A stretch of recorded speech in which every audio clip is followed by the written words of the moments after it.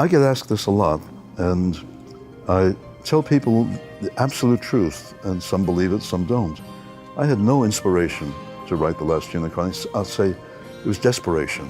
It had nothing to do with inspiration, because I was showing off for one of my 3 oldest friends. When the last eagle flies over the last...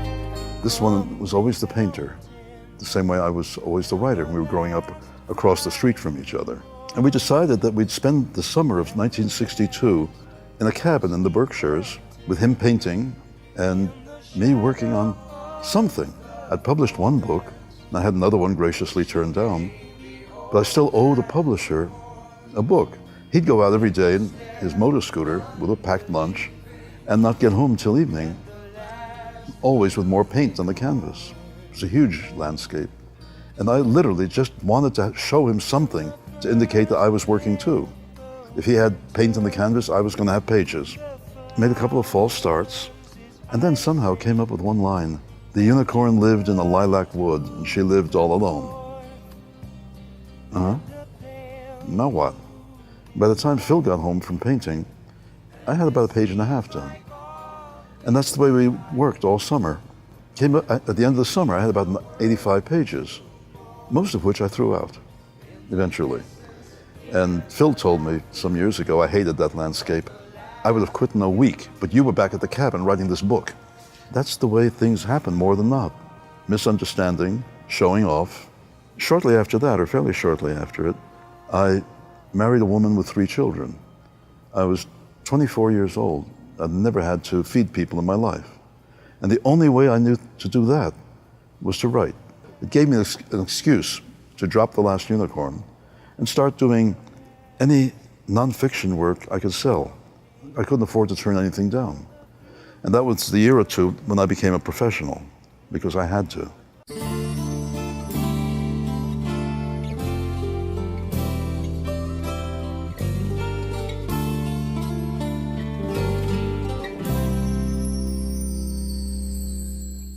The one person who called it was the writer the book's dedicated to, Robert Nathan. And he called me from LA and told me, this is going to be the book people know who don't know that you ever wrote anything else. We'd go round and round with that, saying you'll write books you like better, and perhaps nobody will know them, or they'll get bad reviews, or they'll just disappear. Books do disappear. Music disappears. It's a miracle that anything lasts in this culture. We go round and round with it, and always come back to the same thing. It does beat the hell out of not being remembered at all, doesn't it? The movie led a lot of people to the book. And how can I feel animosity towards something that has people, children, adults, doesn't matter, coming up to me saying, thank you for my childhood.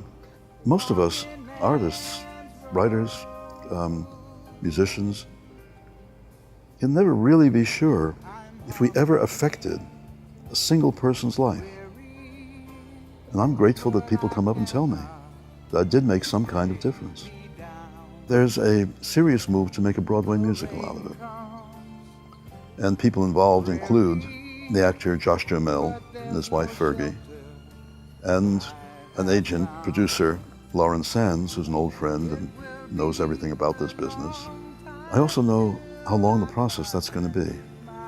Larry Gelbart, who wrote, among other things, Tootsie, he said once, if Hitler is alive today, I hope he's on the road with a musical. That's how long and agonizing that can be. My favorite of my own books is called The Innkeeper's Song, which is out of print at the moment and will be back in print.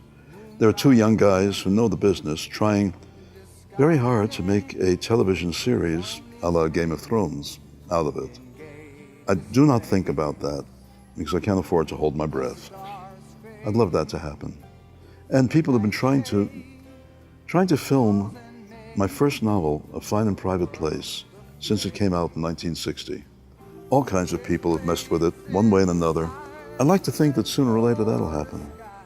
At the University of Houston on Friday, I'm going to read a story of mine that's not very well known, isn't a fantasy, and has been made into a short film, deliberately, a 15-minute film to be entered in film festivals. And it's been winning awards. And with any luck, it'll be a sort of Kickstarter project to make a full-length movie out of it. It's called The Bridge Partner. And in the car coming here, I was reading it to make certain that it won't be too long to read at the University of Houston. And I'd forgotten, reading it aloud, I'd forgotten how unlike anything else I ever did it is. I have a novel I'm quite fond of that I seriously hope will be out this year. It needs one more quick pass through. The last chapter still isn't quite right. And there's a book that's going to be called The First Last Unicorn and Other Beginnings. I think of it as Beagle's garage sale, because there will be that first version of The Last Unicorn, which is very different from the one people know and which was published in a limited edition some years ago and sold out. So one way or another, along with a new edition of the graphic novel and a very fancy schmancy hardback of The Last Unicorn, there should be a lot of stuff showing up this year.